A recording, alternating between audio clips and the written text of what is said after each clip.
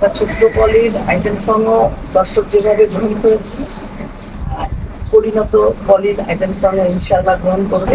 সাকিব খানের কোয়ালিটি এরকম যে তার পাশে যদি একটা কলা গাছকেও দাঁড় করিয়ে দেয়, সেটা আর দর্শক লুপে নেবে। কটাক্ষ করা হচ্ছে, ছোট করা হচ্ছে, অনেক জায়গায় বলা হচ্ছে সাকিবের দিন শেষ। এগুলি ঠিক না। একজন মেগা স্টার, একজন ইন্ডাস্ট্রি কখনো খুব অল্প সময়ের জন্য, মানে একটা দুইটা ছবি ফ্লপ হলেই যে শেষ হয়ে যাবে সেরকম কিছু। প্রিন্স সিনেমাটা আজকে দর্শকপ্রিয়তা পায়নি, এটা ব্যক্তি সাকিবকে দোষারোপ করে কোনো লাভ নেই। কারণ সিনেমা অবশ্যই আমাদের সাকিব খান একজন মেগা স্টার। আজকে সাকিব খানের প্রিন্স ছবিটা যতগুলি দর্শক হলে গিয়েছে দেখছে, সেটা কিন্তু সাকিব খানের জন্য।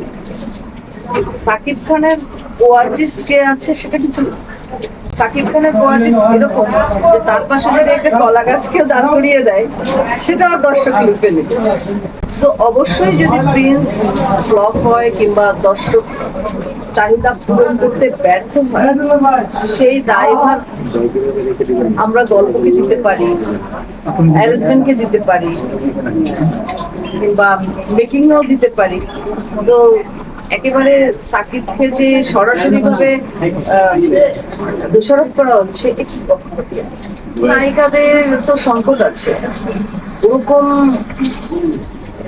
দর্শক প্রিয়তা অর্জন করার মতো নায়িকা নেই। আর আমি পার্সোনালি যে মন্তব্যটা করতে চাই, যে বাংলাদেশের যে কোনো নায়িকার সাথে যখন সে কাজ করে, তাকে জড়িয়ে যে স্ক্যান্ডেল গুলি হয়, এই স্ক্যান্ডেল থেকে হয়তো বা পরিত্রাণ পাবার জন্য সাকিব খান বাইরের শিল্পীদের প্রতি ঝুঁকে পড়েছে।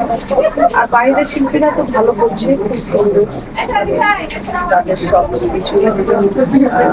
যে কজনই বাইরের শিল্পী আমি দেখলাম, একজন শিল্পী কিংবা একজন নায়িকার দর্শকপ্রিয়তা পাওয়ার জন্য কিংবা গুণাগুণ যে বৈশিষ্ট্যাবলী তাদের থাকা দরকার, তার সমস্ত গুণাবলী তাদের মধ্যে বিদ্যমান।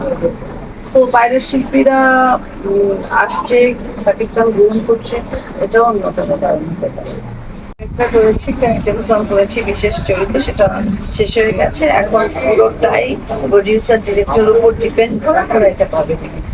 তো যদি সামনে রিলিজ হয় সবাই দেখবে। আমার তো সেরকম কোনো পার্থক্য দেখিনি। যে পার্থক্যটা দেখেছি, যে আমার সময় যখন আমি আইটেম সং করেছি, তখন আমার বয়স যা ছিল, বয়স অনুযায়ী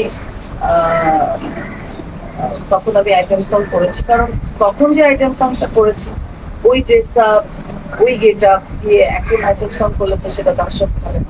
কিন্তু আমি আফটার এই এজে এসে আমার বয়স অনুযায়ী, ক্যারেক্টার অনুযায়ী আমাকে যে ড্রেস আপ কিংবা গেট আপ যে অ্যারেঞ্জমেন্ট দিয়েছে, আমি খুবই স্যাটিসফাইড। অবশ্যই আমি ছবিটির জন্য শুভকামনা জানাই। দুটো সেক্টরই যদি তোমরা বক্তব্য দিতে বলো, একটা ছোট্ট পলির আইটেম সংও দর্শক যেভাবে গ্রহণ করেছে, পরিণত পলির আইটেম সংও ইনশাআল্লাহ গ্রহণ করবে। কারণ আর্টিস্ট কখনো মরে না।